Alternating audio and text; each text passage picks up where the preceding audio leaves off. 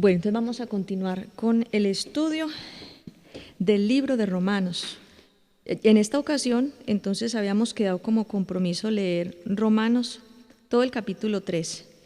Y para el tema que vamos a ver hoy, vamos a leer Romanos capítulo 3, del versículo 5 hasta el versículo 20.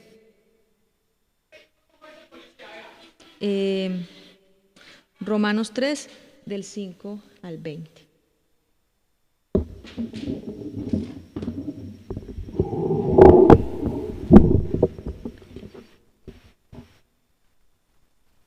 Cuando hacemos cosas malas demostramos lo recto que es Dios. ¿Será posible entonces decir que Dios es injusto cuando nos castiga? Estoy hablando según la lógica humana. Claro que no. Si Dios no pudiera castigarnos, entonces no podría juzgar al mundo.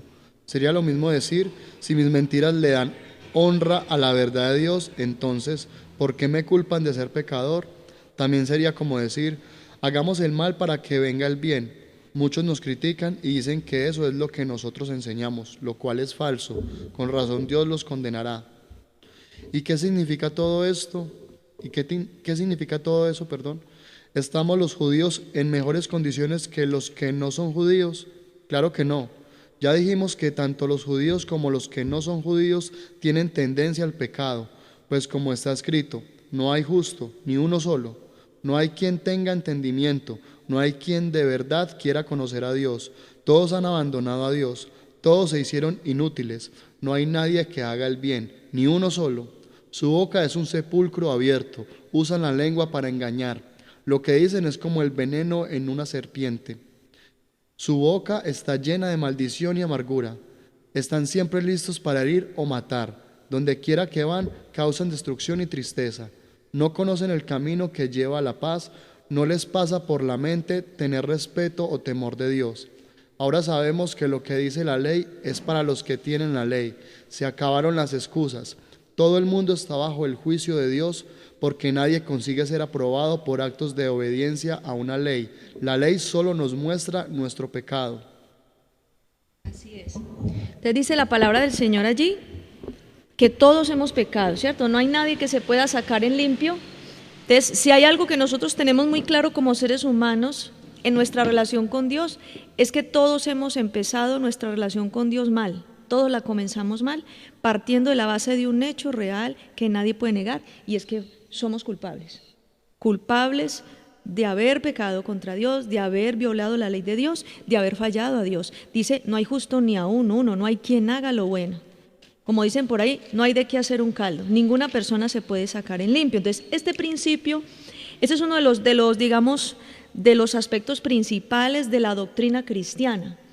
Uno de los aspectos principales de la doctrina cristiana es que una persona reconozca su culpabilidad ante Dios. Eso es fundamental. Si la persona no reconoce su culpabilidad ante Dios, de ahí para allá no es posible lo siguiente, no es posible lo que sigue. Hay de pronto varias preguntas como ahí sobre la mesa. En el versículo 7 dice, si nuestra maldad hace ver a Dios como bueno, ¿por qué nos castiga? ¿Cierto? Es como algo, como una acomodación, como una necedad, una expresión necia para justificar precisamente el pecado, lo que uno hace. Y dice, no, pero es que si cada vez que yo peco hago ver bueno a Dios y que Él es justo y yo no, pues entonces ¿por qué me va a castigar por pecar si antes le estoy ayudándole a Él? Hay muchas cosas que la gente dice en el mundo, que la gente circula por ahí, como estas preguntas. ¿Será que Dios determinó que Satanás se rebelara y por eso Él mismo hizo que fuéramos malos? O sea, Dios mismo. Otra pregunta, ¿será que Dios es culpable de la maldad de Judas porque necesitaba a alguien que entregara a Jesús? Porque eso también lo dicen. Dicen, si todo estaba escrito, entonces estaba escrito que Judas iba a entregar a Jesús, entonces ¿por qué Dios castigó a Judas? ¿O por qué muestran a Judas Iscariote como el malo de la película? ¿Cierto?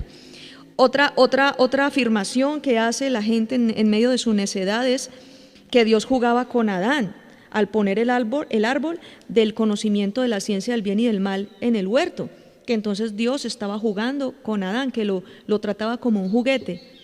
Si no podía comer Adán de ese árbol, entonces ¿por qué lo puso ahí? ¿Verdad? Esa es otra expresión donde no hay sabiduría. Otra expresión, que Dios fue injusto con Caín y que Dios mismo fue culpable de la envidia de Caín, que por no aceptarlo. Entonces, que Dios es culpable de que Caín mató a Abel. Entonces, esas expresiones lo que hacen es traer cuestionamientos a la justicia de Dios. Pero aquí aquí Dios nos va a dar una respuesta acerca de todo esto, acerca de qué fue realmente lo que pasó. Vamos a Isaías 26, versículo 9. Así como nosotros partimos de la base que somos culpables todos estamos de acuerdo, ¿cierto? Que nosotros comenzamos mal la relación con Dios porque iniciamos en una condición de culpabilidad definitivamente. Otro aspecto importante de la doctrina cristiana es reconocer y respetar a Dios como juez y legislador, como dice Isaías 26, 9. El deseo de mi alma es buscarte, el espíritu dentro de mí madruga a encontrarte. Porque cuando tu castigo llegue al mundo, los seres humanos aprenderán a vivir con justicia. Él como juez, cuando envía los juicios al mundo, dice la Escritura que a través de los juicios que Él envía al mundo, a través de sus justos juicios, los habitantes de la tierra aprenden justicia. O sea, cuando viene la acción justiciera de Dios sobre el mundo por causa de la maldad del hombre, la gente aprende justicia. Lo vemos a lo largo de la humanidad. Lo vemos allá a lo largo de la historia de la humanidad acerca de, por ejemplo, cuando Dios trajo el diluvio. Entonces, la familia de Noé, los que quedaron allí, Noé y su familia, tuvieron temor de Jehová, ¿cierto? Respetaron al Señor, valoraron más la palabra de Dios y dice la Escritura que en adelante las cosas como que se aplacaron. Cuando la destrucción de Sodoma y Gomorra, vemos que en medio de la destrucción de Sodoma y Gomorra fue un ejemplo para que el resto de las naciones vecinas y para que muchos israelitas que estaban allí cerca de esta situación temieran al Señor, sintieran respeto por el Señor, mayor respeto, y se restringieran más de ese paganismo en el que andaban. Entonces uno ve que siempre cuando vienen juicios, cuando vienen sacudimientos, cuando vienen situaciones en las cuales Dios sacude a la gente, las cuales Dios ejecuta como su justo juicio, eso siempre trae como consecuencia que la gente tema, que la gente respete al Señor, porque dicen, uy, no, esto sí es en serio, Dios sí está hablando en serio, o simplemente Dios no es simplemente allí un cuadro bonito pintado en la pared, sino que Dios es un Dios vivo, que Él sí es una persona y que sí actúa, ¿cierto? Isaías 33, 22. Miremos lo que dice ahí la palabra del Señor en Isaías 33, 22. Porque el Señor será nuestro gobernante y legislador. El Señor será nuestro rey, el Señor nos salvará. Entonces dice que Él es nuestro Dios tiene dos características. Dios es juez y es también a la vez legislador. Hay una diferencia muy grande entre juez y legislador. Por favor, escúchenme un momentico. Juez y legislador. Legislador es aquel que diseña las leyes, que define y establece cuáles son los mandamientos y qué es lo que se debe cumplir. Y juez es aquel que conforme a las leyes que ya están establecidas se asegura de que se respeten. Y si no se respetan, entonces es el que dicta sentencia. Amén. Entonces, eso queda claro, ese concepto. Hoy vamos a hablar de mucho concepto legal, porque el reino de Dios es de legalidad, el reino de Dios es de relaciones, de legalidad. El reino de Dios es un modelo jurídico perfecto, es un modelo legal perfecto. Y lo mejor de todo es que el reino de Dios es un diseño legal más justo que las leyes de los hombres. Entonces, ustedes mismos saben que en las leyes de los hombres hay mucha injusticia, aún las mismas leyes están diseñadas de una manera injusta, pero cuando uno mira las leyes de Dios no tienen injusticia por ningún lado, realmente son justas.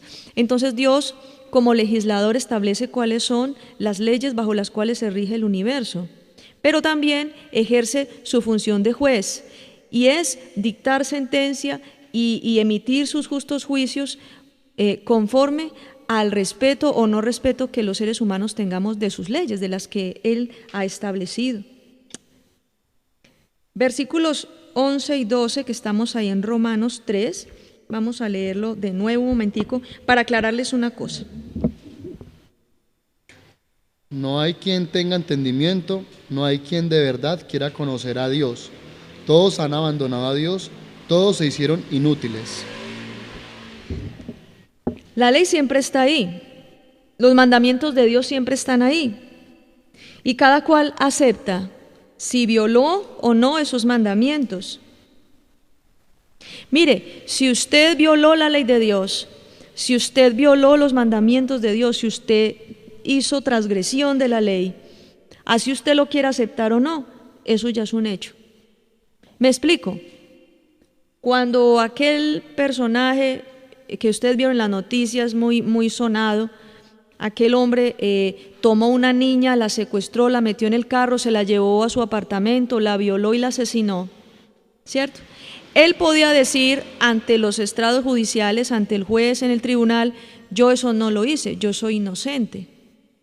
Pero independientemente de cuál sea la actitud de aceptación o de negación del hecho que la persona hizo, independiente de eso, la culpabilidad sí está. O sea, el hecho ocurrió, así la persona lo acepte o no lo acepte. En el reino de los cielos, en el reino de Dios, es igual. La culpabilidad está presente.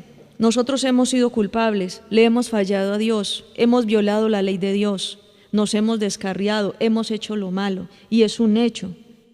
Acéptelo uno o no lo acepte, es un hecho. Así es. Entonces, espiritualmente vienen las consecuencias con respecto a lo malo que nosotros hayamos hecho. Entonces, en este tema que estamos viendo de la culpabilidad, para Dios es muy importante, y ese es el objetivo de la enseñanza de hoy. Para Dios es muy importante que nosotros entendamos qué es la culpabilidad en el buen sentido. Ahora les voy a explicar más acerca de eso.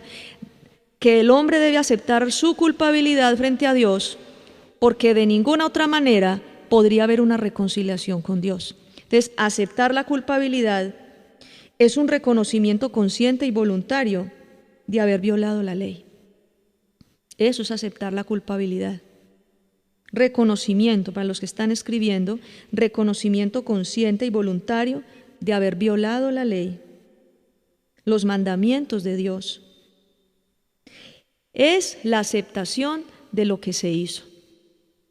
Eso es aceptar la culpabilidad. Encontré algo interesante en derecho penal. En el derecho penal hay una figura jurídica, una figura legal llamada allanamiento de cargos. Allanamiento de cargos, dentro de la formulación de imputación, es cuando una persona acepta de una manera unilateral, libre y voluntaria, acepta la culpa, o sea, acepta, sí, lo hice, lo maté, tomé esta arma o le pegué un disparo mientras dormía. O sea, esa aceptación de esa culpabilidad se llama allanamiento de cargos. Y obviamente, dependiendo del tipo de delito que sea, casi siempre permite obtener beneficios. Cuando una persona acepta su culpabilidad, puede acceder a beneficios como rebaja de pena, casa por cárcel y muchas otras cosas. Esto a mí me llevó a una reflexión muy importante, y que es lo que quiero decirles hoy a toda la gente que me está escuchando. Así como en el mundo natural, una persona al aceptar su culpa, al aceptar lo que hizo, su delito, tiene la oportunidad de acceder, por decirlo de alguna manera, a la misericordia del juez, a la misericordia del tribunal. ¿Hay alguna alternativa? Igualmente, en el reino de Dios, cuando una persona acepta su culpa, de igual manera, esto abre la puerta para que sea manifestada la misericordia de Dios. Lastimosamente, aunque en las leyes naturales se vea esto, ¿no? Hasta un ateo entiende esto. Digamos que un hombre que diga que Dios no existe, sin embargo, en medio de un lío jurídico y en medio de una situación legal, está ante el tribunal y y confiesa que sí hizo tal cosa, lo primero que le dice el abogado defensor es: diga que sí, porque hay rebaja de pena. Si usted dice que no, ahí están las pruebas, le van a aplicar la pena máxima, ¿sí o no? Entonces, si este hombre acepta eso, hay seres humanos, hay personas que, hablando en términos del Evangelio, no quieren aceptar la culpa, no quieren aceptar que ofendieron a Dios y que cometieron un pecado ante el Señor, aunque todas las pruebas estén en su contra, ¿sí? Nosotros debemos aceptar nuestra culpabilidad ante Dios y comparecer también ante su tribunal. Y vamos a mirar unas citas bíblicas donde Dios a nosotros nos muestra el por qué es tan importante aceptar la culpabilidad. Isaías 43, 26. Vamos a buscarlo todos. Isaías 43, 26. Es necesario y muy importante mirar la magnitud que tiene que usted acepte que ha sido culpable ante Dios o que usted no lo acepte. Mire las implicaciones espirituales que puede traer sobre nosotros. ¿Cómo dice Isaías 43, 26? Defiende tu causa contra mí. Vamos juntos al tribunal. Presenta tu caso y demuestra que tienes razón. ¿Es que está hablando el Señor en Isaías 43, 26? Venga, preséntese ante el tribunal. Muéstreme cuáles son sus pruebas. Muéstreme usted qué es lo que tiene que alegar en su defensa. Porque es que también, aún en los juicios del mundo natural, el acusado o el procesado le dan la oportunidad también de defenderse.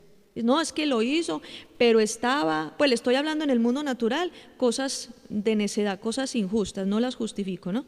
Que el esposo que mató a la esposa por celos, por ejemplo, entonces puede alegar el abogado defensor que era que no estaba en sus cabales y que tiene problemas psicológicos o psiquiátricos y que está tomando pastillas y que un tratamiento de psiquiatría, alguna cosa, ¿cierto? Entonces, tratando de justificar. Entonces, ¿qué está diciendo el Señor en Isaías 43, 26? Usted es culpable. Venga, acérquese. Presénteme su caso. Vengamos a juicio, venga al tribunal. ¿Por qué? Porque es que Dios, hermanos, Dios está interesado en que resolvamos este meollo legal que tenemos con Dios. Todos nosotros hemos tenido un enredo legal. Todos nosotros hemos tenido un problema con Dios para podernos acercar a Él libremente. Y ese problema es precisamente porque hemos violado su ley, ¿sí o no? Y Él nos espera a acercarnos para poder resolver la situación, para poder verdaderamente tener libertad, para acercarnos a Él y para poder decir que sí, fuimos perdonados. Es importante eso. Dice también la Escritura, vamos a Job 22, versículo 4. Job 22, versículo 4.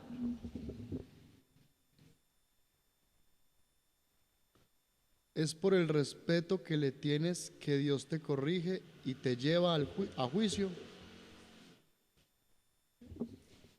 Espérese un momentico que ya lo vuelva y léalo en voz alta.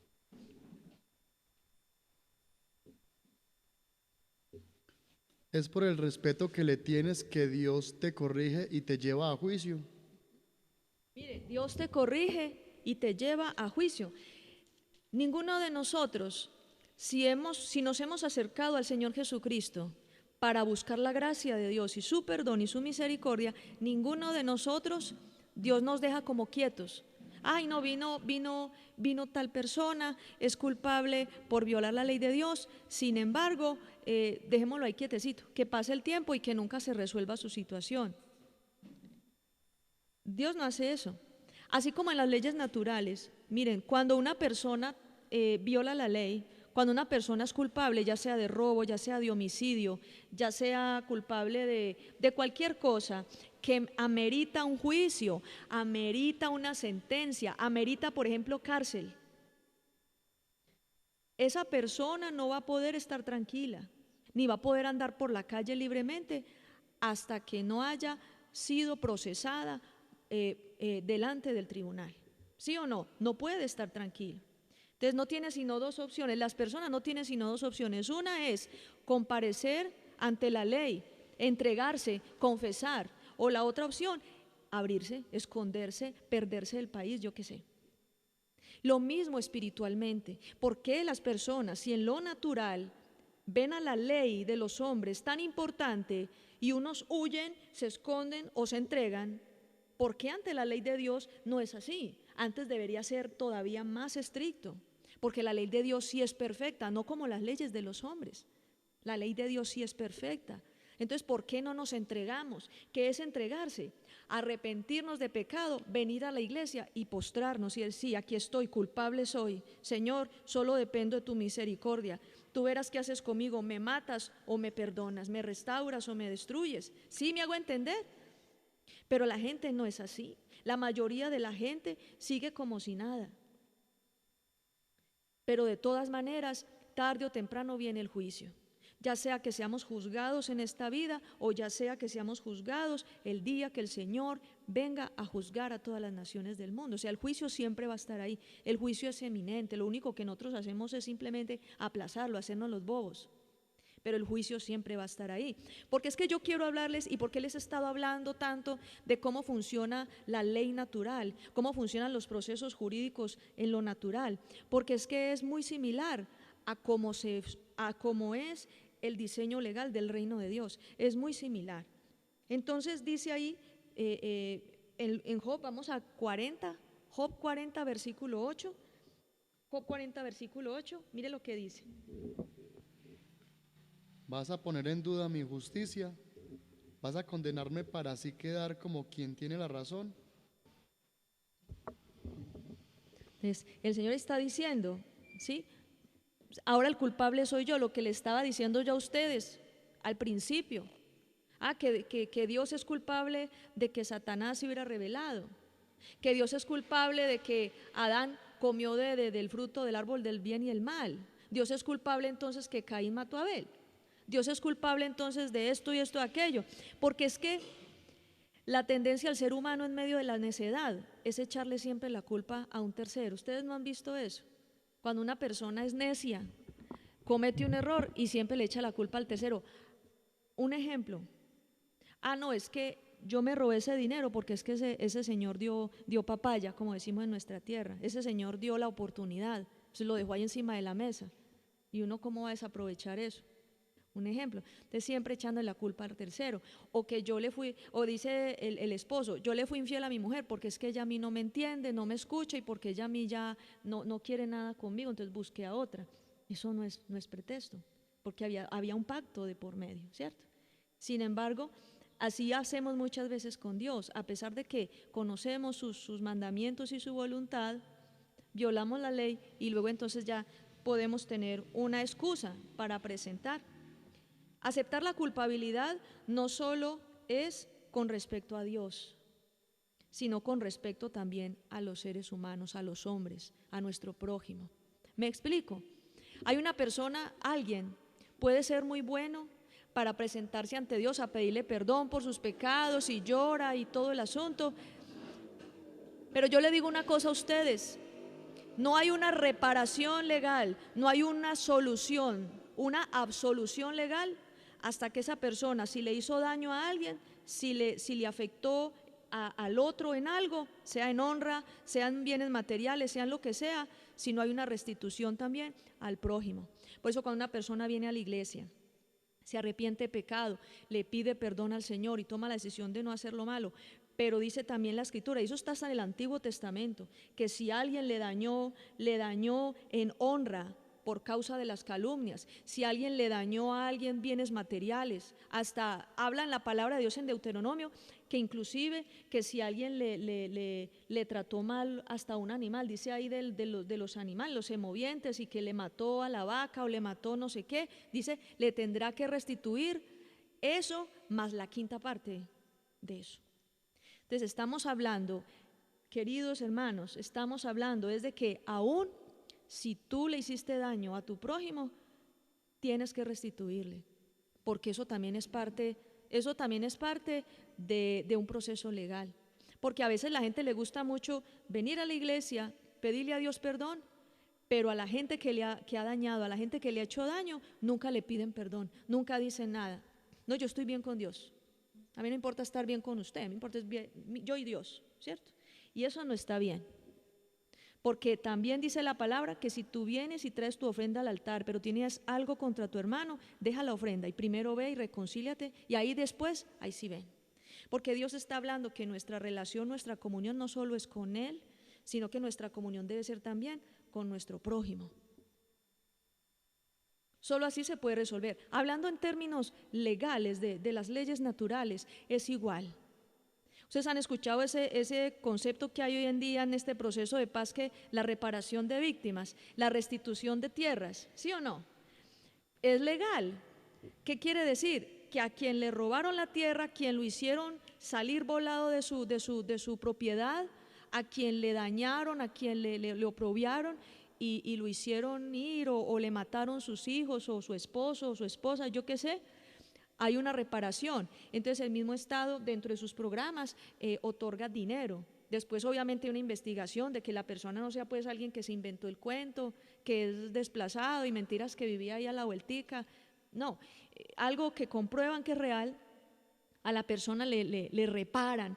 ¿Qué está mostrándote a ti la ley en lo que yo te acabé de decir? Que si en la ley natural debe haber restitución, debe haber reparación, si en la ley natural la gente se tiene que poner a cuentas con los que hicieron, a los que le hicieron daño, aún en los juzgados tú puedes ver en medio de un juicio que la persona que le hizo daño, el personaje que violó el niño o la persona que mató a fulano, debe pedirle perdón a la familia. Eso es parte también de ese proceso legal.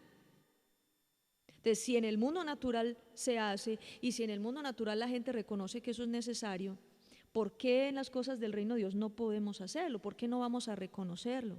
Es de igual manera.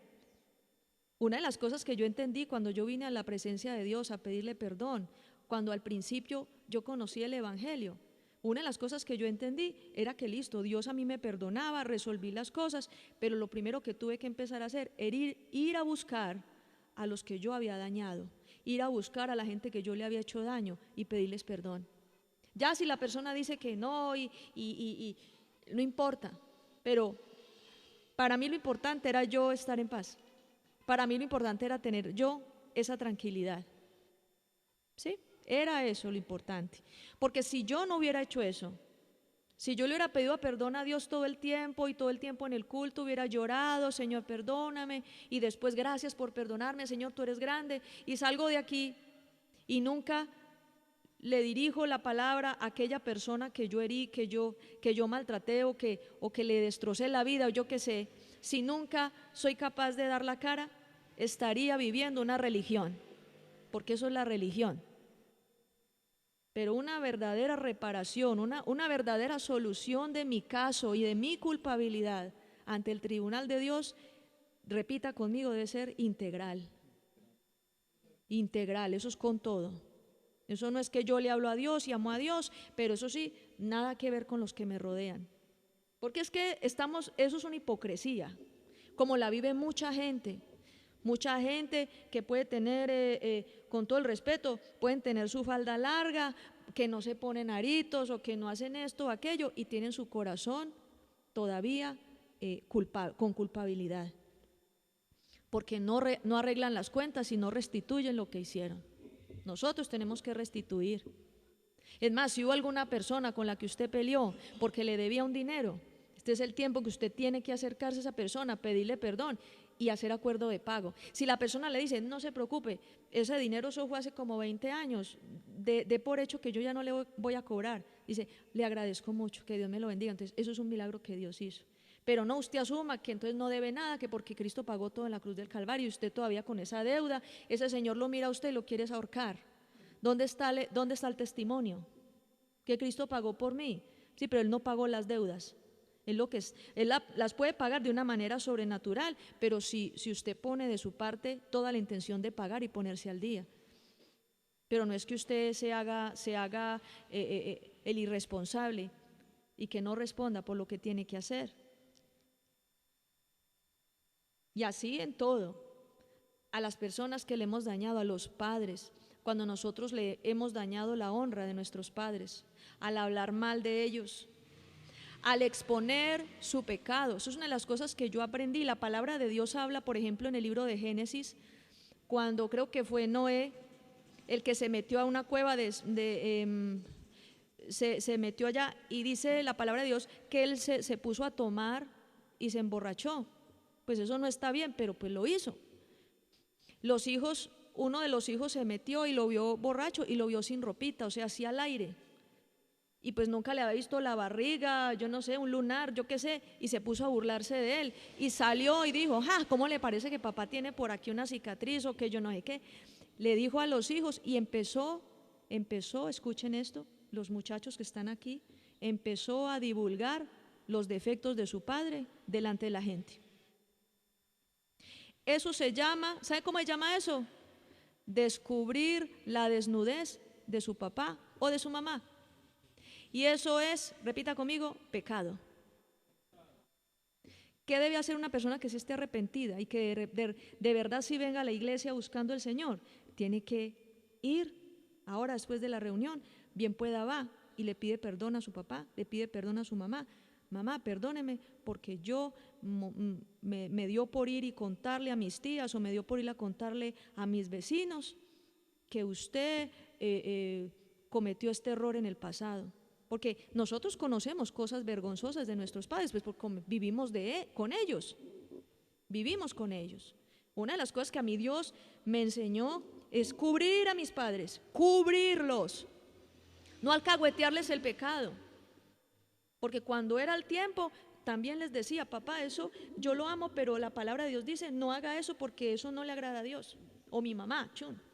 Pero de ahí a que yo me ponga a circular la información de lo malo que hizo mi padre, de lo malo que hizo mi madre, para yo justificarme que pobrecito yo, que por eso es que yo soy tan rebelde, o pobrecito yo, que vea cómo me tocó ese papá o esa mamá, eso es pecado. Eso no es de Dios. Entonces lo que Dios lo lleva a uno, si verdaderamente está uno arrepentido, es pedirle perdón a los padres por eso. Descubrir la desnudez, dice la palabra, no descubras la desnudez de tu padre. No es simplemente que vaya y quítele la toalla que está recién salido del baño. No, cuando dice descubrirle la desnudez, es que usted lo exhiba. Su intimidad no puede ser exhibida ante el mundo. Los hijos protegen la intimidad de sus padres. Eso tiene que quedar claro. Porque eso es deshonrar, eso es deslealtad, hermanos. Eso es ser usted desleal. Y si usted es un hombre desleal, una mujer desleal, no pida que Dios sea fiel con usted y que Dios sea leal. Eso es vergonzoso. Eso es vergonzoso. Es un principio bíblico. Y por ese estilo hay muchas otras cosas de las que nosotros hemos sido culpables. Y por eso les recuerdo, nosotros no solamente debemos reconocer nuestra culpabilidad ante Dios, sino el daño que le hemos hecho a otros. Si en algún momento le hemos robado aún a nuestra propia familia, si en algún momento hemos calumniado, si en algún momento todo lo que hayamos hecho, este es el tiempo de pedir perdón. Este es el tiempo de nosotros pedirle perdón no solamente a Dios, porque a mí por ahí a veces me dice la gente, no, yo ya le pedí perdón a Dios, sí, pero usted no le ha pedido perdón a su papá. No, yo ya le pedí perdón, sí, pero usted no le ha pedido perdón a su esposo o no le ha pedido perdón a su hijo. Es que la situación tiene que ser integral. O si no, aquí estamos viviendo una religión, porque eso es. ¿Qué es la religión? Cuando usted toma unas cosas de la ley de Dios y otras no, porque estas no le gustan. Y eso es lo que hace la religión, ¿sí o no? Las religiones todas hacen lo mismo. Toman unas cosas de la fe cristiana, pero hay otras que no les gusta tanto, entonces esas no, esas las obvia. El perdón de Dios solo puede activarse si alguien acepta su culpabilidad. Lo que yo les decía, el allanamiento de cargos, esta figura jurídica. Una persona puede recibir beneficios en su condena solamente si confiesa voluntariamente que lo hizo. Usted acepta la culpabilidad, es la única puerta para usted poder recibir beneficios legales. En el reino de los cielos es igual. Mire lo que dice la palabra en 1 de Juan 1, del 8 al 9. Vamos ahí a esa escritura, 1 de Juan 1, del 8 al 9.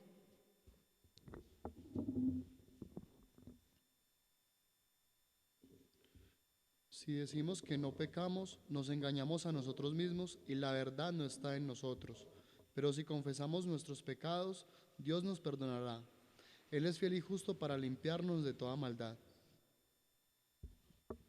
Le dice que si confesamos nuestros pecados, Él es fiel y justo para perdonar nuestros pecados y limpiarnos de toda maldad. Entonces, pero es que ahí está la condición, si confesamos.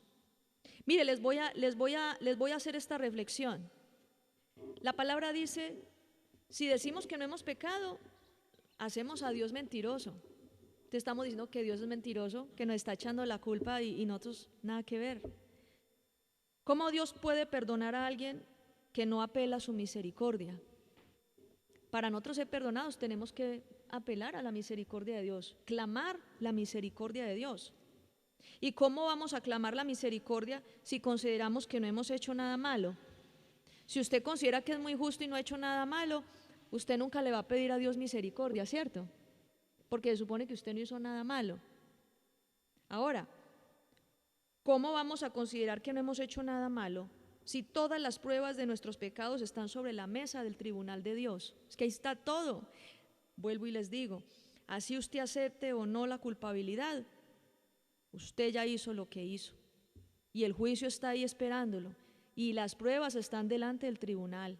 Dice la palabra del Señor en Colosenses 2, en el 14, versículo 14 dice que Jesucristo anuló el acta de decretos que nos era contraria. En otras versiones dice, Él anuló el acta de la cuenta de cobro que había a nuestro cargo, que había en contra nuestra. Como una factura, usted debía, usted es culpable, usted hizo esto y esto y esto, merece la muerte.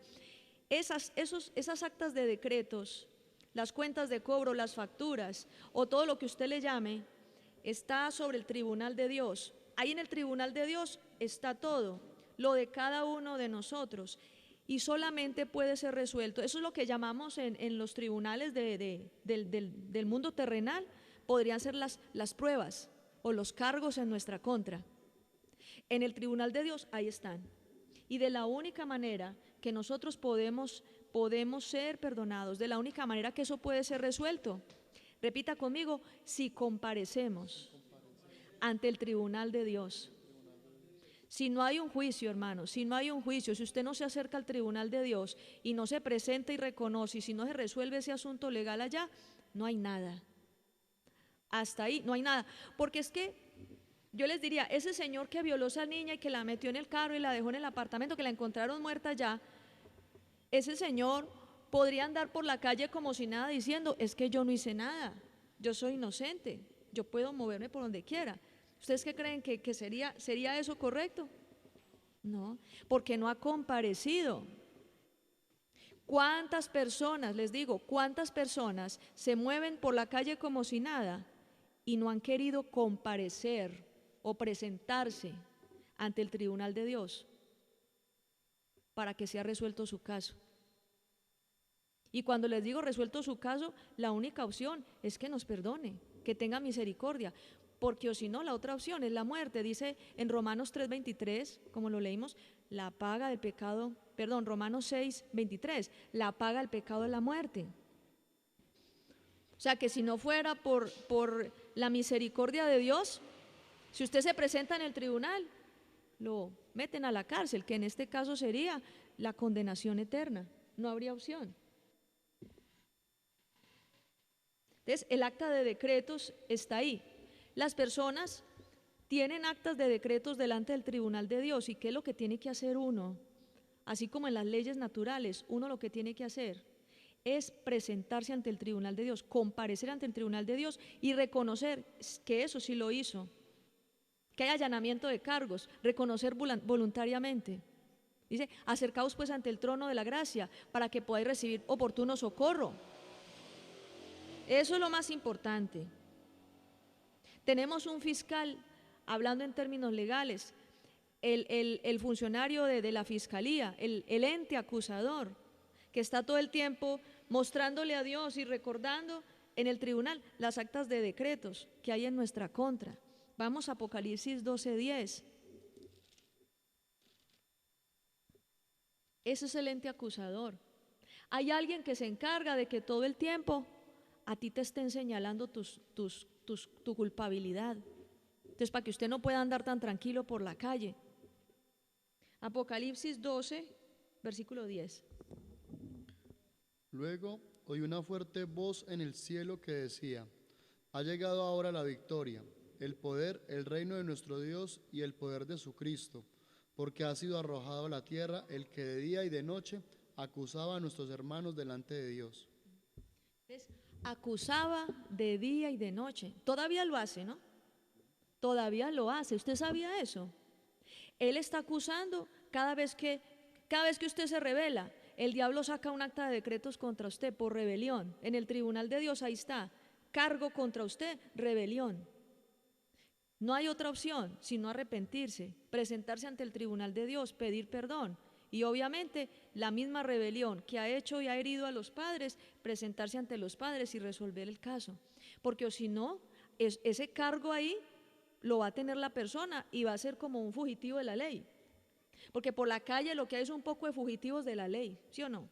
Un poco de fugitivos de la ley de Dios. ¿Por qué? Porque no se presentan ante el tribunal de Dios a comparecer. Y su situación legal no se resuelve. Y por eso, por más que oren, por más que canten, por más que hagan muchas cosas, no reciben la bendición de la manera como Dios quisiera, porque siempre hay cosas que es necesario resolver. Una persona cuando llega por primera vez a la iglesia debe tener en cuenta este concepto, porque muchas veces cuando no se evangeliza a la gente como debe de ser, se le habla de un evangelio distinto. Dice, venga que Dios lo va a sanar, venga que Dios le va a hablar, venga que Dios lo quiere mucho, venga que Dios le va a devolver su hogar, o Dios le va a restaurar su negocio, o Dios le va a ayudar a pagar las deudas. Entonces, siempre la motivación para acercarse a la iglesia es diversa y no tiene nada que ver. Venga, acérquese al tribunal de Dios, venga, arregle cuentas con Dios. Esa es la verdadera, o sea, esa es la más importante. Y entonces las personas nunca se acercan al tribunal de Dios y vienen a la iglesia cristiana y empiezan a cantar desde el primer día: soy libre de condenación, porque Cristo me ha perdonado. Y Dios, ¿perdón? Yo a ti no te he perdonado. ¿Cuándo me pediste perdón? Para yo perdonarte. Así de sencillo. ¿Cómo puede decir alguien que ha sido perdonado por el Señor solo porque pisó una iglesia? No, señor, usted tiene que presentarse ante el tribunal de Dios y empezar a responder a todos los cargos que se le imputan, porque es que cuando usted está en un juicio, a usted le leen todos los cargos. ¿Cuáles son los cargos para el acusado? Y se levanta el ente acusador, el funcionario del fiscal, y apenas dice el fiscal, estos son los cargos, cada uno, estas son las pruebas. Si hay videos, muestra videos. Si hay grabaciones, si hay objetos con las huellas digitales, yo qué sé, tanta cosa. Todo eso lo presenta el ente acusador. Y lo mismo es cuando una persona se acerca a Jesucristo. Eso no es así tan folclórico, que usted pisó a la iglesia y mismo, ay, Cristo me hizo libre, solo porque hice una oración de fe. Gloria a Dios, porque al hacer la oración de fe, Cristo entra en el corazón, pero es para empezar a poner en orden, es para empezar a hacer, ahí donde se empieza, debería de empezarse el desarrollo del juicio, para uno poder ser justificado. Dice, háblame, para yo poder justificarte, dice el Señor. En otras palabras dice, ven, acércate, reconoce tus pecados, pídeme misericordia, para que podamos resolver esta situación legal. Un juez, un ejemplo, un juez puede ser muy amigo o puede tener por la familia, puede ser el juez, puede ser primo de un narcotraficante, por ejemplo. ¿Cuál es el consejo que le da el juez si es un buen juez? Al narcotraficante, al primo: primo, entréguese, primo, que miramos a ver a la luz de la ley cómo se le puede mirar en qué beneficio, usted confiese, se le declara allanamiento de cargos, hacemos algo y es mejor que se entregue, primo, porque usted así, ¿sí o no? Ese consejo lo daría un buen juez a un familiar, a su hermano o a su primo, yo qué sé. Entréguese, venga a cuentas, resuelva la situación, preséntese a juicio, reconozca. Entonces, si la palabra del Señor nos está hablando a nosotros acerca de esto, que es tan importante, ¿por qué no hacerlo desde el punto de vista legal del reino de Dios? Entonces no podemos decir, gracias, soy libre. si no hay una aceptación inicial de los cargos en nuestra contra, sin venir a un careo con Dios en el tribunal. Es como un careo, yo me presento. Es más, Job, cuando estaba en ese quebrantamiento, Job, ¿se acuerdan que él lo perdió todo y que estaba en la inmunda, como se dice, que se rascaba con un tiesto porque le dio hasta sarna? Y él decía, Señor, yo acá no tengo nada que hacer. Entre otras palabras, en sus manos está el poder de destruirme o darme vida. Ahí delante del tribunal, yo aquí no tengo, mejor dicho, reconozco. Micho, yo soy una porquería. Señor, solo puedo pedirte misericordia, aquí no hay nada más que hacer. ¿Y qué dice la palabra de Dios? Que Él fue justificado. Mire, solamente una persona puede ser justificada cuando viene y comparece ante el tribunal de Dios debidamente como debe de ser y clama misericordia. Dígame usted qué le va a presentar a Dios.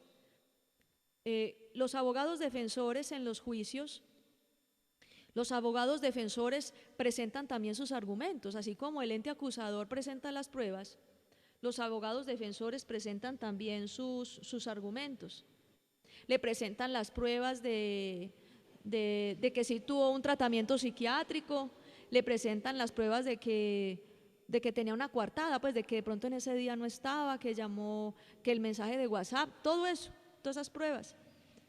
Yo les pregunto a ustedes, delante de Dios, ¿qué pruebas podemos presentar de que somos inocentes? ¿Será que alguien podría hacerlo? Nadie puede.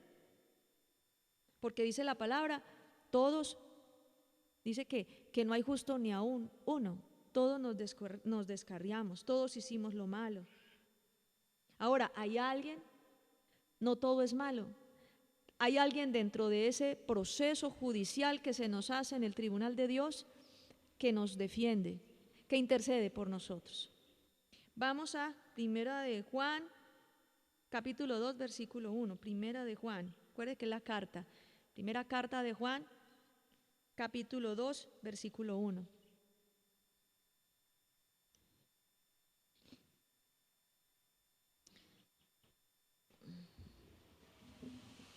Hijitos míos, les escribo esto para que no pequen, pero si alguno peca, tenemos un defensor ante Dios, Jesucristo el justo.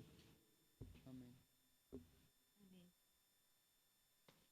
Entonces lo que dice ahí la palabra del Señor es que si alguno cometiera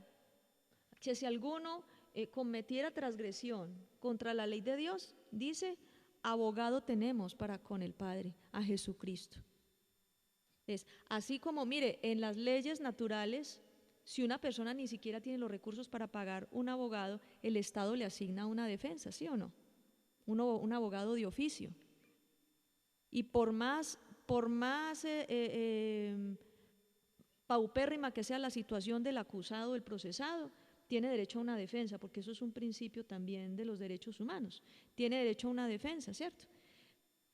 Así como en las leyes naturales sucede eso, nosotros no tenemos un abogado de oficio, nosotros tenemos es al Rey de Reyes, al Hijo de Dios, sentado a la diestra del Padre, que nos defiende, que puede hablar en nuestra defensa.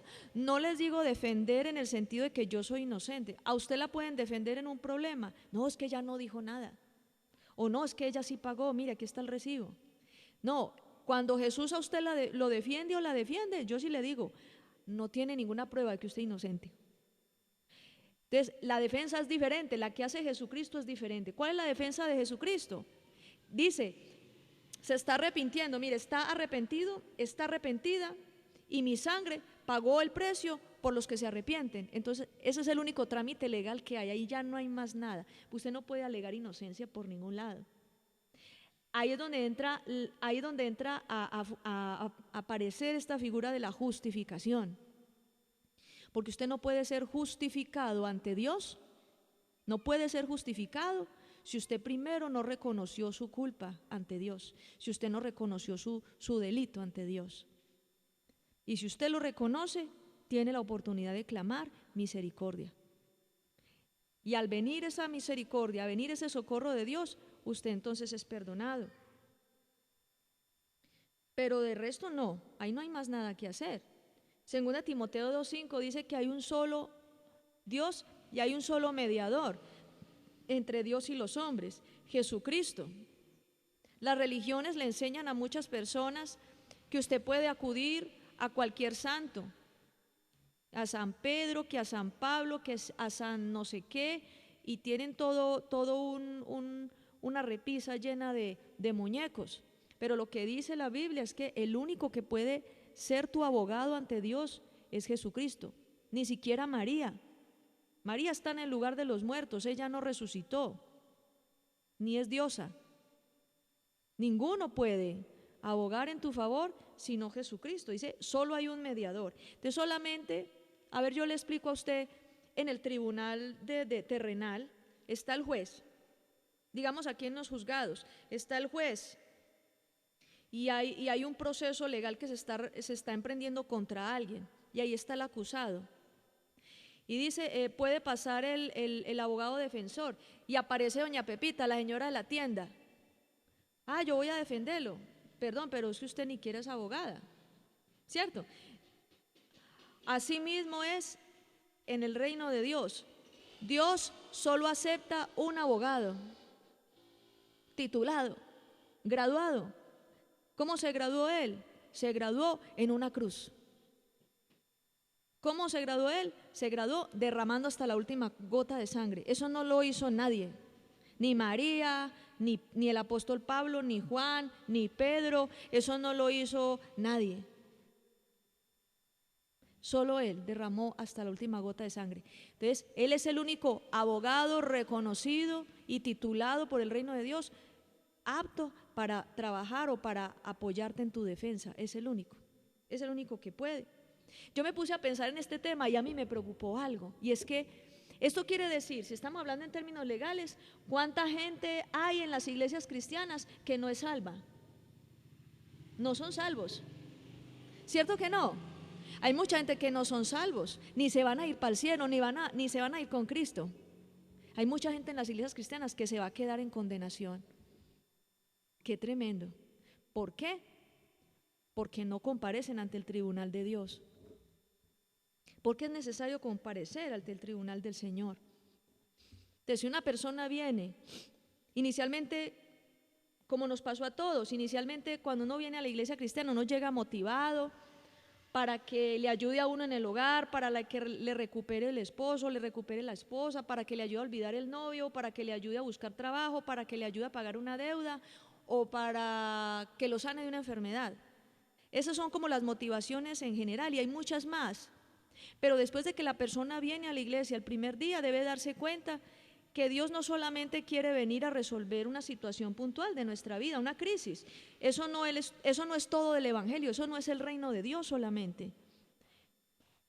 Porque para Él no es imposible venir a hacernos un milagro, para Él no es imposible responder a nuestras peticiones. Lo más importante en este camino del evangelio es que nosotros podamos ponernos a cuentas con Dios y podamos resolver el asunto legal de la culpabilidad que hay en nosotros. Delante de nosotros hay una culpabilidad que todo el tiempo nos está recordando y nos está mostrando que somos transgresores de la ley. Y hasta que eso no se resuelva en el tribunal de Dios, no podría uno decir realmente que es salvo. Ahí no hay salvación, y una persona que no ha comparecido ante el tribunal de Dios y que no ha restituido y no ha resuelto las cosas, no solo con Dios, sino con el prójimo, no puede decir que es salvo. Porque es que las cosas en el reino son en serio. Las cosas en el reino es para tomarlas en serio y es para que nosotros podamos resolverlas. Con esto lo que Dios nos quiere decir no es que no hay oportunidad, que no hay salida y que apague y vámonos. No, lo que Dios está diciéndonos a través de esta enseñanza es que si alguno de nosotros sabemos que no hemos hecho el proceso legal y que todavía estamos en esa situación, hagamos como hacen los delincuentes en la calle, que se cansaron de huir. Me voy a entregar y listo, y acérquese al tribunal, punto. Eso es lo más bonito, que siempre hay una puerta abierta para que nosotros nos acerquemos a Él. Mire esta reflexión esto me lo dijo el Señor, porque también hay que tener en cuenta algo. Aceptar la culpa en primera instancia, o sea, inicialmente, aceptar la culpa en primera instancia es sabiduría. Cargarla toda la vida es religión. y nunca aceptarla es necedad. Les explico estas tres cosas. Aceptarla en primera instancia quiere decir de que en un principio usted tiene que reconocer que es culpable. Si usted dice que es muy buena persona y viene a la iglesia pues para apoyar la iglesia, para apoyar la asistencia de la iglesia, está en la olla. Porque eso no es a lo que Dios lo llamó a usted, a hacer bulto en la iglesia, no. Dios lo llamó a resolver la situación legal suya y a que usted pueda ser partícipe del reino de Dios y que pueda entrar en el reino. Así como Nicodemo buscaba a Jesús de noche. Maestro, ¿qué tengo que hacer para entrar en el reino? Tienes que nacer de nuevo. Entre otras palabras, tienes que comparecer ante el tribunal de Dios para que tu pasado sea borrado y empieces con una nueva historia, como una nueva persona. Eso es lo que habla la palabra.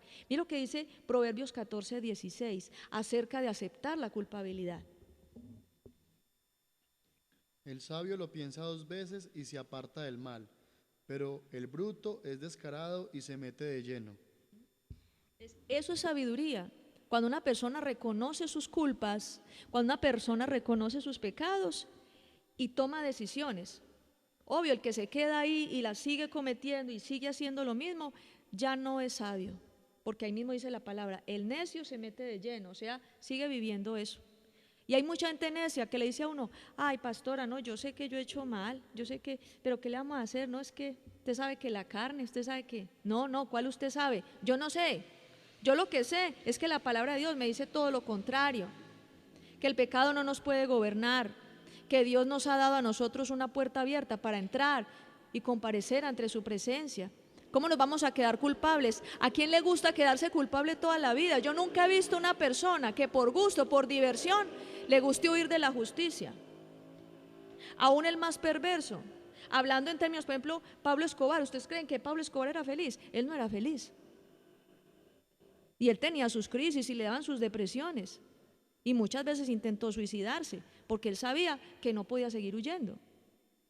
Y mucha gente que es, ¿cómo es? Reo de la justicia. Creo que llama reo de la justicia cuando es una persona que huye, que no resuelve. Así nosotros también estamos mientras no aceptemos nuestra culpa ante el Señor.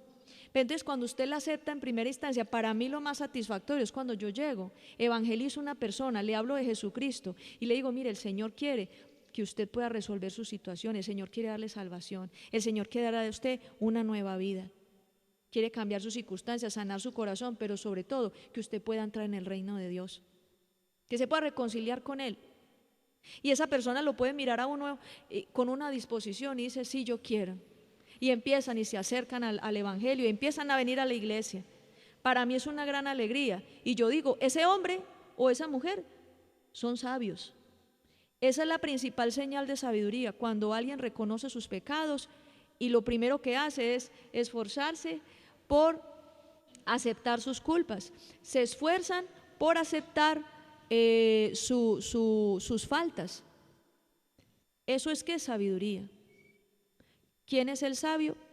¿Quién es la mujer sabia? No es el que sabe mucha matemática, mucha física, mucha química, no es el que sabe mucha biología.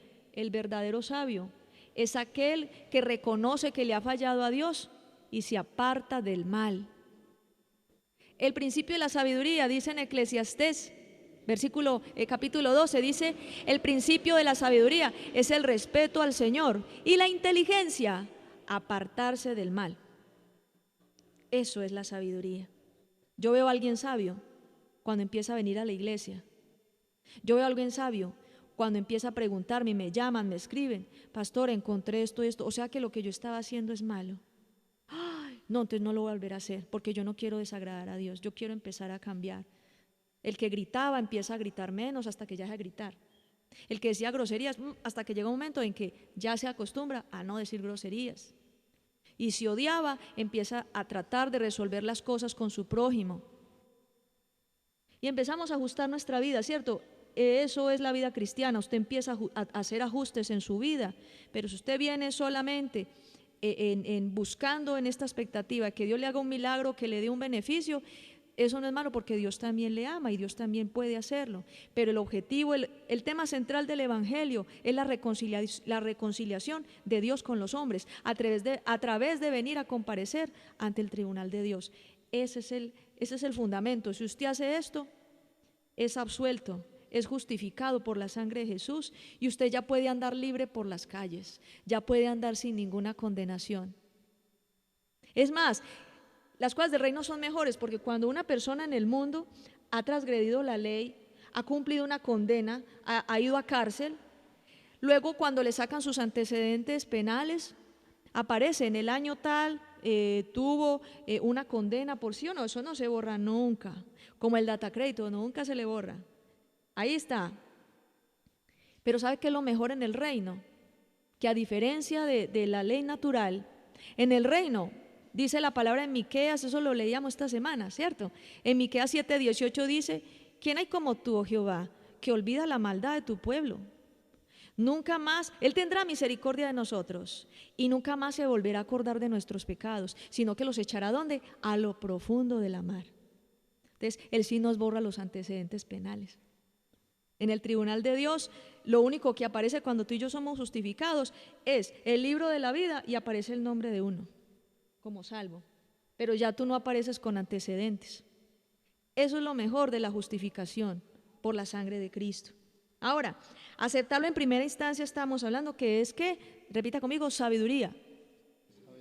Repite conmigo, el que acepta que es culpable ante Dios y se arrepiente verdaderamente es sabio. A mí eso es la única sabiduría que Dios acepta. Que usted sabe mucha matemática, mucha física, que usted es, mejor dicho, el duro para levantar empresas. Y usted hay gente que hace alarde de que ha fundado muchas empresas, un empresario multimillonario. No es sabio si no ha comparecido ante el tribunal de Dios. No es sabio si no ha aceptado a Jesucristo. Y no es sabio si no ha rendido su corazón a Dios. No es sabio si no valora lo que el reino le está ofreciendo. Ahora lo otro que yo les decía, cargar la culpa toda la vida. La religión siempre está ofreciendo otro camino para evadir el tribunal de Dios. Eso hacen las religiones. Cuando a ti te enseñan por tradición que tú para poder ser limpio de pecado das dinero, lo que llaman las indulgencias. Eso lo hablaba ayer con algunas personas. Eso viene desde por allá de 1517. Dar dinero, las indulgencias, pagar por los pecados, dinero o hacer también lo que llaman los sacrificios, de hacer rezos o de lacerarse o yo qué sé. Eso, por ejemplo, lo ofrece la religión. Pero si tú no te presentas ante el tribunal de Dios, nada de lo que hagas en los rituales religiosos podrá evadir el tribunal. Es como un ejemplo en la vida natural. Si una persona ha sido acusada, por ejemplo, una persona ha sido acusada de qué delito. Bueno, digamos que ha sido acusado de hurto y un hurto delicado, algo bien delicado, ¿cierto? Que falsedad en documento, una estafa, o sea, algo muy horrible.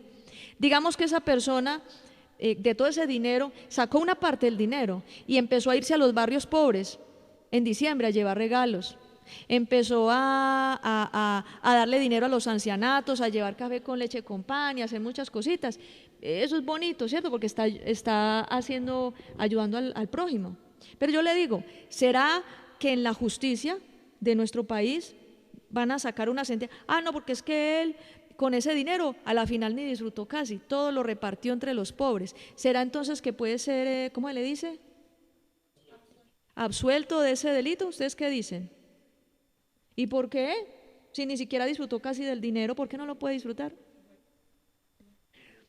Exacto, lo mismo. ¿Por qué entonces? Mire que en la ley natural la mayoría de personas son muy buenas para entender los aspectos legales, pero en la ley espiritual a la gente sí le cuesta.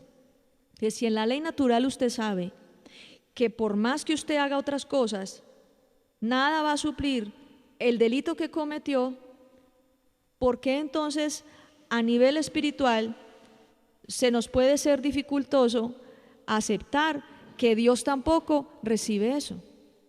Porque hay personas que lo hacen, o sea que pueden, el ladrón, la persona que cometió el hurto, se va a dedicar a hacer regalos a los pobres y va a pensar que con eso puede limpiar su conciencia y que con eso se va al cielo, que con eso no hay ningún problema. Dios le dice, ¿por qué? Porque hasta que uno no comparezca ante el tribunal de Dios y hasta que uno no no resuelva su situación legal. Es que estamos hablando del pecado. El pecado es un problema legal, el pecado es una situación legal que nos hace ver ante Dios como convictos, como reos. El reo es el que está por fuera volado, ¿cierto? El que no se deja coger y el que está haciendo maromas y se pone gafas y bigote y sombrero y el gabán, para que no lo descubran, como en las películas, que hasta de tintura el pelo y se hace cortar, era lazo y se hacen crespar. Bueno, entonces en cirugías plásticas y de todo, que hay mucha gente que hasta hace cirugías para que no los reconozcan y se cambian el pasaporte, se cambian la cédula y todo.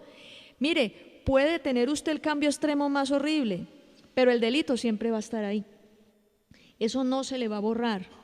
Y lo mismo lo que yo les digo, ustedes pueden hacer muchas cosas en las religiones, se pueden vestir de blanco, pueden usar falda hasta los jarretes, que usted no se va a poner aritos, o que no come morcilla, o que usted va a hacer, a visitar yo no sé qué, o puede hacer muchas cosas, pagar votos, ir a Buga, al Milagroso y no sé qué. Usted puede hacer muchas cosas, pero el delito siempre va a estar ahí, con Dios. Ahí delante del tribunal, ahí van a estar siempre los cargos. ¿Qué es lo que Dios nos ha enseñado a nosotros verdaderamente? Que solamente hay una manera, y es, repitan conmigo, a través de Jesucristo. Entonces, la religión te puede ofrecer a ti las indulgencias, las restricciones en comidas, que comer esto es pecado, que comer aquello es pecado. Eso está claro para muchos de nosotros, ¿cierto? Que eso, estamos bajo un nuevo pacto. La ropa, que la ropa determina las ceremonias religiosas que se hacen. Mire lo que dice el apóstol Pablo en Colosenses capítulo 2, del 20 al 23. Puesto que ustedes murieron con Cristo y fueron librados de los poderes espirituales del mundo, ¿por qué todavía siguen reglas como no coman esto, no prueben esto otro, no toquen aquello? Esas reglas hablan de lo que se acaba con el uso y no son mandamientos de Dios, sino reglas y enseñanzas humanas. Pues mire, Dios a nosotros no nos va a justificar por seguirle reglas humanas. Eso está claro para nosotros, ¿cierto? Vuelvo y le repito, Dios no nos va a justificar por seguir reglas humanas. Porque si así fuera, si seguir las reglas humanas, hay gente que carga, por ejemplo, en Semana Santa unas estatuas muy grandes en los hombros. Inclusive tenía yo conocimiento aún desde niña, y eso me impresionó una vez un señor que cada año había hecho como ese voto, como ese pacto de cargar esas imágenes, y a él se le rompió el hombro, o sea, le salía sangre. Y ellos están convencidos que haciendo eso, resistir esa carga, que eso es como una, ¿cómo se le dice a eso? Como un sacrificio o una penitencia, ¿cierto? Y que eso le agrada a Dios, y que eso les puede permitir a ellos ser limpios o absueltos de pecado, agradar a Dios, acercarse más, estar bien con Dios, de alguna manera, ¿cierto? La palabra nos está enseñando que eso no sirve de nada. Mire, ese señor puede ser muy Sansón, muy Mancancán, y se puede cargar todas las estatuas él solito, puede arrastrar hasta una volqueta él solito, pero si no se presenta ante el tribunal de Dios como dice la ley de Dios, a la manera de Dios, no podría ser limpio de pecado. Y hay muchas otras cosas que ofrecen las religiones, hay muchas cosas. Es terrible. Esta mañana hablando con alguien acerca de estos conceptos, de las buenas energías, de las malas energías, les aclaro algo para las personas que son nuevas en la iglesia. Las malas energías y buenas energías no existen. Hay demonios y hay ángeles de Dios, y hay poderes espirituales que hemos dejado gobernar en nuestra vida, poderes demoníacos. Y si vamos a hablar de malas energías, eso no existe, es el pecado, porque tú puedes echarle la culpa de una mala acción tuya a una mala energía, y no es eso, porque entonces estamos despersonalizando la responsabilidad que tenemos frente a los malos actos que hemos cometido. Muy bien, también está el otro concepto. Si no aceptamos nunca la culpabilidad que hemos tenido ante Dios, eso se llama, repita conmigo, necedad. Entonces hay gente que dice, no, yo estoy bien con Dios, yo no he cometido ningún pecado, yo estoy muy bien con Dios. Pero mire lo que dice Proverbios 19:3. Vamos a, busquémoslo ahí todos. en esta versión de Palabra de Dios para Todos, está bien interesante. Ustedes saben que la paga del pecado es la muerte y que la condición de pecado en los seres humanos nos lleva precisamente a que las cosas no se den, de que si una persona se enroló mal emocionalmente y tuvo una decepción, pues claro, se enroló de pronto con alguien que tiene problemas de droga, o si alguien hizo un mal negocio con otra persona que sabía que era un bien bandido, bien ladrón y estafador, y así en general muchas cosas. Pero mire lo que dice la palabra en Proverbios 19:3. Hay gente insensata que arruina su vida ella misma, pero luego le echa la culpa al Señor. Entonces es muy fácil que nosotros hagamos y deshagamos, que vayamos por el mundo haciendo lo que nos da la gana, y después cuando nos pasan las cosas malas le echamos la culpa a Dios. Justificamos que fue Dios el culpable. Y ahí les voy a hacer la respuesta, les voy a dar la respuesta de las preguntas al principio de la enseñanza. Porque cuando una persona no acepta la culpabilidad, cuando una persona no acepta la culpabilidad que tiene frente al pecado, entonces se dedica a levantarse contra Dios. Muchos grupos ateos son muy dados a decir que Dios es culpable de la rebelión de Satanás, y que todo lo que pasó en el huerto del Edén, y que todo lo que pasó con Caín y Abel, y que todo lo que ha pasado, que aún Judas Iscariote simplemente fue una víctima de las circunstancias. Y yo les quiero aclarar lo siguiente: Satanás en realidad, que era ese ángel que Dios había creado, tuvo la opción de elegir, pero decidió hacer maldad. Dios no lo destruyó. Dice, bueno, entonces si Dios sabía que Satanás se iba a rebelar, ¿por qué lo creó? Les voy a dar esta respuesta. Dios no lo destruyó. Dios no lo destruyó para enseñarle al hombre a ejercer su autoridad y para mostrar su justicia. Mire, por causa de Satanás es que nosotros hemos aprendido a defendernos. Por causa de Satanás es que yo he podido comprender que a mí Dios sí me dio autoridad. Porque las batallas, el hecho de nosotros participar en una batalla, es en la única parte donde podemos probar si somos fuertes o no, ¿sí o no? Si estamos todos cómodos y echados en las petacas, nadie va a saber si es fuerte. Es como en los matrimonios, la relación se pone a prueba cuando hay situaciones en las cuales uno de los dos tiene que perdonar. Ahí es donde dice, bueno, Dios dice, vamos a ver si sí va a ser fiel al pacto que hizo. Porque es que estando en el momento de la ceremonia ahí diciendo los votos, y te voy a ser fiel en la enfermedad, en la salud, en la escasez y en la abundancia, es muy fácil. Pero cuando en el matrimonio, ustedes que saben cómo es el asunto, todos aquí han vivido procesos en esos matrimonios, ustedes saben que donde se pone a prueba realmente si usted es fiel a su pacto, es cuando tiene que perdonar. Esa es la prueba. Y lo mismo, nosotros somos probados en cuanto a nuestra autoridad, ahí se sabe quién es quién, cuando nosotros podemos y nos ejercitamos enfrentando a Satanás. Satanás simplemente es como en el ring de boxeo, en el entrenamiento de boxeo. Satanás es como ese cosito ¿eso es de qué? De cuero, donde el boxeador le da golpes para desarrollar fuerza. Simplemente es una oportunidad que Dios nos ha dado a nosotros para desarrollar nuestra autoridad, para ejercer la madurez también. Es más, Dios no podría luchar de tú a tú con un ángel. ¿Sabe por qué? No porque no lo pueda vencer, sino porque no es justo. Porque Dios es Dios. O sea, Dios frente a un ángel sería como Dios frente a un grano de polvo. Entonces no es justo. Y Dios es justo. Por eso fue necesario que viniera Jesucristo en forma de hombre, se hiciera hombre para poder enfrentar a Satanás. Y ahí sí hubiera sido justicia. Esa sí era la justicia. Judas también tuvo opción. Los que dicen Judas Iscariote, Dios es culpable porque Dios sabía que Judas iba a rebelar, entonces ¿por qué lo puso de tesorero, a andar al pie de él? Porque aceptó, decía, ustedes dos son mis discípulos, pero uno de ustedes me va a entregar. Porque Jesús permitió eso entonces. Judas también tuvo opción. Yo les voy a decir una cosa. La Escritura decía en el Antiguo Testamento que a Jesucristo, al Mesías, al Hijo de Dios, lo iban a entregar en traición. Pero nunca dijo que era Judas Iscariote. Es como la vacante en un cargo, en una empresa. El cargo de traidor para entregar a Jesús estaba vacante.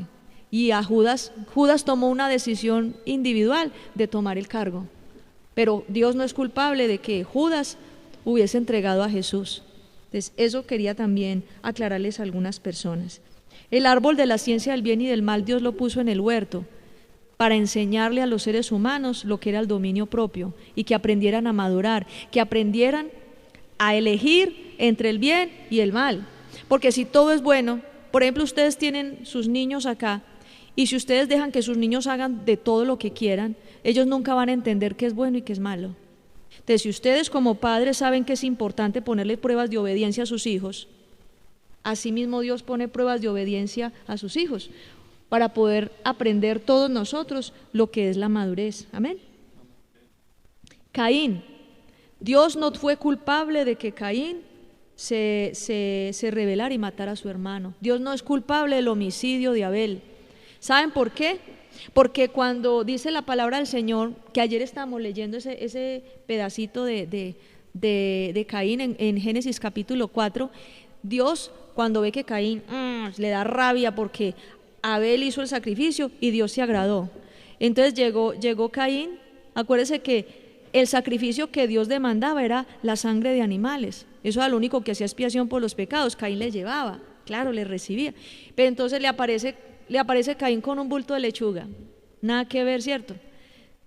Pedía a Dios, mire cómo es la cosa, pedía a Dios sacrificio de sangre, sacrificios de animales, y le aparecía a Caín con un costal de lechuga o de zanahoria. Entonces Dios no le recibía ese, porque yo no le pedí eso a usted. Entonces Caín se amargó contra Dios, y por el hecho de amargarse contra Dios también se amargó contra Abel y le empezó a coger odio, y la envidia empezó a crecer de una manera tan grande en su corazón, y entonces se le acerca a Dios al ver todo ese proceso, y eso no era de un día para otro. La escritura lo habla así como muy resumido, pero eso pasaron años, hasta que llegó Dios y le dijo a Caín: si hicieras lo bueno, yo te aceptara. Si tú hicieras lo que yo te digo, yo te aceptaría. O sea, Dios no podía decir: no, yo le acepto ese bulto de lechuga a Caín para que no mate a Abel. No, ¿cómo así? Dios no se deja manipular de nadie, ni él manipula a nadie. Dios quería enseñarle a Caín que debía ser obediente y que debía entregar los sacrificios y ofrendas como Dios las pedía. Pero cuando vio que Caín se estaba amargando contra él, y cuando vio que Caín estaba ya en su mente deseando, dice: si yo matara a mi hermano, yo sé que esta rabia se me acabaría. Posiblemente pensó. Entonces Dios se le presenta a Caín y le dice: si tú hicieras lo bueno, yo te aceptaría. El pecado te está esperando a la puerta, pero tú puedes dominarlo.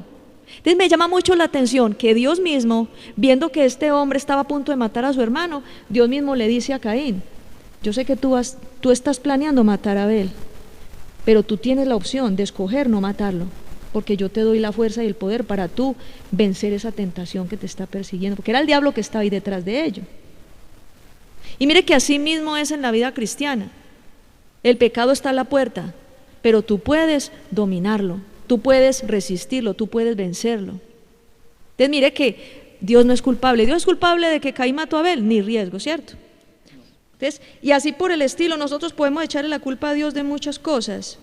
Sin embargo, definitivamente usted puede sacar sus argumentos, puede sacar sus pergaminos y tratar de mostrarse inocente, pero hay una realidad en el Evangelio, y es que todos nosotros hemos fallado a Dios. Todos hemos hecho lo malo.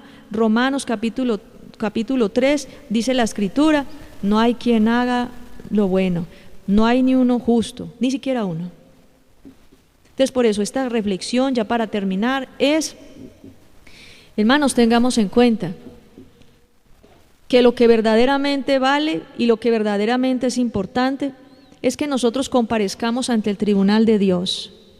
Si ante el tribunal de Dios están esos cargos en nuestra contra, esas actas de decretos allá en nuestra contra, de que no hemos perdonado a nuestro prójimo, de que todavía hemos cometido fraude o le hemos robado a alguien, pero no hemos dado la cara ni le hemos restituido, de que hemos deshonrado a nuestros padres y no hemos tenido la madurez para acercarnos a pedir perdón, de que hemos deshonrado el esposo a su esposa o la esposa a su esposo y no tenemos la cara para acercarnos y pedir perdón y restituir, porque la honra también se restituye. No solamente les hablo de plata, les estoy hablando de un reconocimiento verbal, pero de corazón.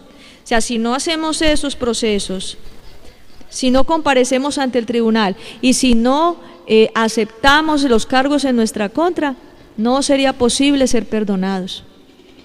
De lo que vive una persona así es religión. Yo no quiero que ustedes sean religiosos. He conocido mucha gente en la vida cristiana muy religiosos, muy pero muy religiosos, y que uno ni siquiera les puede hablar del pecado porque se creen muy justos y ni siquiera evalúan realmente cuál es su condición ante Dios. Lo importante de esta palabra es que nosotros podamos reconocer nuestros pecados. Y así como ello, después de usted resolver su situación ante Dios y también ante su prójimo, que nosotros podamos andar en perdón, que andemos también en la gracia de Dios, sin que nos estemos echando la culpa todos los días. Porque acuérdese que Dios en ese momento perdona, Él ni siquiera se vuelve a acordar de lo que usted hizo ayer, si usted le pidió perdón de corazón. Entonces Dios nos enseña a reconocer y también poder andar en libertad. Amén.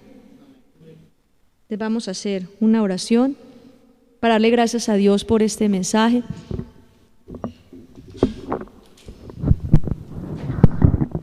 Y así como les decía ahora, si alguno de ustedes reconoce que le ha hecho daño a su prójimo,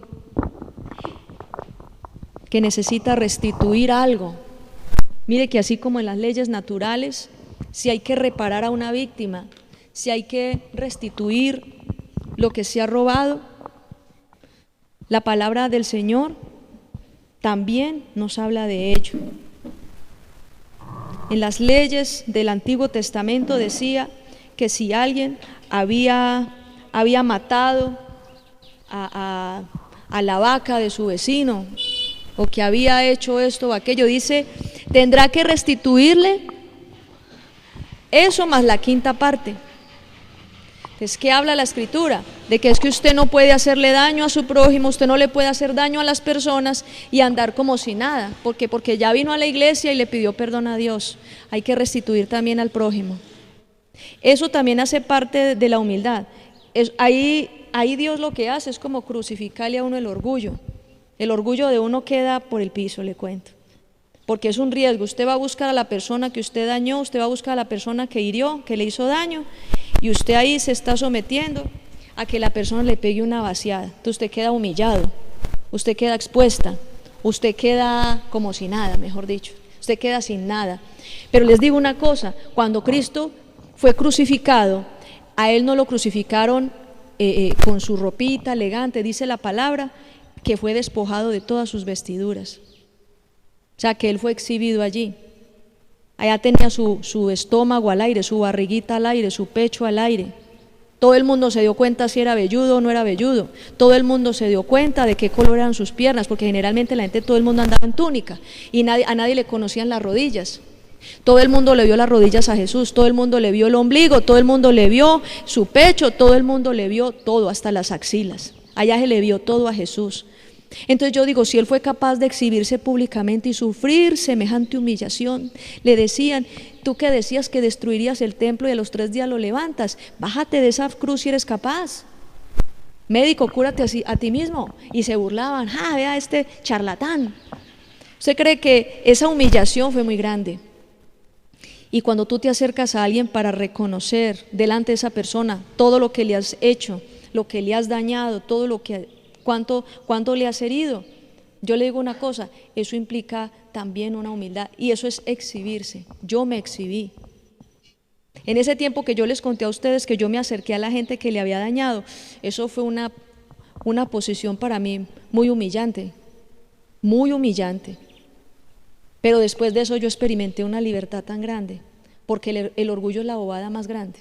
El orgullo es una cadena muy grande sobre la vida de uno.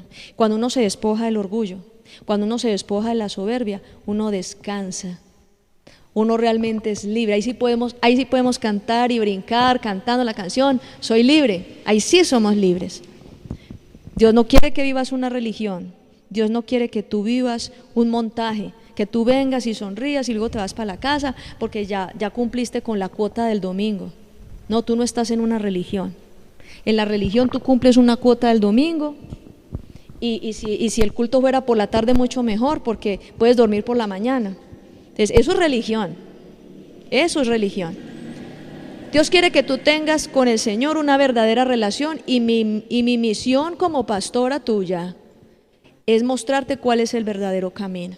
Sé que a muchos de ustedes esta palabra les ha taladrado por allá en las entrañas, todavía le está doliendo, pero es porque la palabra de Dios es de tanto amor y misericordia, que te está carcomiendo por allá y te está taladrando precisamente para resolver aquello que tú pensabas que no era necesario resolver, porque Él quiere estar contigo.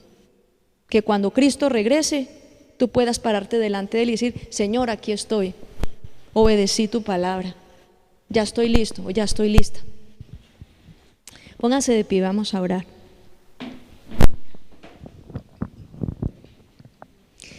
Señor, en tu infinita misericordia, nos presentamos en este día delante de ti, declarando, Señor, que tú eres grande,